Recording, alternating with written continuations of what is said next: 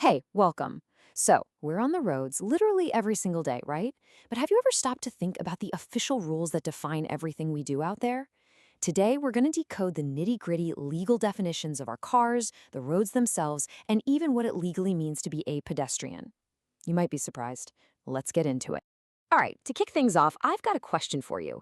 You've probably seen these tiny little micro cars zipping around. But from a legal standpoint, are they actually in the same class as a regular car, a motor vehicle? Just let that sink in for a second. We'll circle back to the answer, and I promise it's not what you think. First things first, let's talk about us. You know, the people actually moving around. On any road, you're pretty much either a driver or a pedestrian. But what those words actually mean, well, it's a lot broader than you'd expect. So who's a driver? Simple, right? It's the person behind the wheel. But of course, the law has a few interesting little twists. For instance, in a driver's ed car, it's the instructor with access to the controls who's legally the driver. And get this, if you're herding animals on a public road, say a flock of sheep, yep, you are legally considered the driver. Okay, now for what a pedestrian is. And this is where it gets a little wild. It's not just someone walking. The law says if you're riding a bike, a scooter, using a wheelchair, or even just rolling on a skateboard, you're a pedestrian. It's this huge umbrella category that most of us just don't think about. All right, so we've figured out who we are. Now what about the things we're traveling in or on? When it comes to what a vehicle is, the law basically draws a line in the sand and splits them into two very different camps. On one side of that line, you've got all the vehicles that don't have a motor. Think bicycles, horse-drawn carriages, trailers. You get the idea. And on the other side, you've got motor vehicles, your typical cars and trucks, designed to move under their own power. Seems like a pretty clear distinction, right? Well, not quite. And this is where things get really fascinating. See, there's this whole other group of vehicles that definitely have motors, but legally, they are not considered motor vehicles. They kind of live in this weird but super important gray area. Just take a look at this list. Mopeds, trams, those e-scooters that are everywhere, and yeah, those little microcars from our quiz question. They all have power, but they're all officially exceptions. So the big takeaway here is that just having a motor doesn't automatically make something a motor vehicle in the eyes of the law. So what's the dividing line then? Let's use a classic example, a motorcycle versus a moped. It all comes down to the numbers, plain and simple.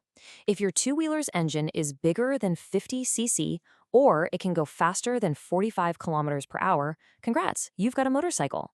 But if it's at or below both of those limits, it's a moped. And boom, that right there is the answer to our first question. A light quadricycle or microcar is legally just a four-wheeled moped. Because its engine and speed are kept just like a moped's, it is not a motor vehicle. It's in that special exception club. Okay, so we know who we are and what we're driving. Now let's talk about where we're doing all this traveling. It's time to actually break down the anatomy of a road. This image gives us a perfect look. The part where the cars actually drive with the lanes, that's called the roadway. The strips on the sides are the hard shoulders. That bit in the middle, keeping traffic separated, is the median. And the whole shebang, road, shoulders, and median, that entire structure is known as the platform. Now, inside that platform, you'll often find these special zones carved out for certain people. We've all seen this sign, right? It means this space is exclusively for cyclists. But, and this is important, not all bike paths are created equal, not by a long shot. There's actually a kind of pecking order for these, and it's all about how separated you are from the cars. At the bottom, you've got a simple painted cycle lane right on the road. A step up is a protected cycle lane, which has some kind of physical barrier. Then there are cycle paths, which are on the sidewalk, and at the very top is a cycle track, a totally separate road built just for bikes. Okay, let's zoom out from our local streets and look at the big arteries, the highways that connect everything. You might drive on them and think a fast road is a fast road, but legally, there are some massive distinctions you probably should know about. Okay, take a look at these two signs. In a country like Spain, for example, the big highways are either called a motorway, an autopista, or an autovia.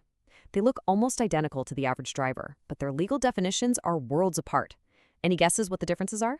This chart lays it all out for us. The absolute biggest deal is access. A motorway is totally fenced off from any property next to it. No driveways, no direct access, nothing. An autovia, though, can have some limited access points. And here's another huge one. Cyclists over 14 can ride on the hard shoulder of an autovia, but they are absolutely forbidden on a motorway. Both have that 60 km/h minimum speed, but they're fundamentally different beasts. And there you have it, the secret language of our daily travels. From realizing you're a pedestrian on your scooter to knowing the subtle but critical difference between major highways. So the last question I'll leave you with is this. Now that you know the official rules, take a look around. Do the roads you use every day actually follow them? It's definitely something to chew on next time you're out on the road. Thanks for joining me.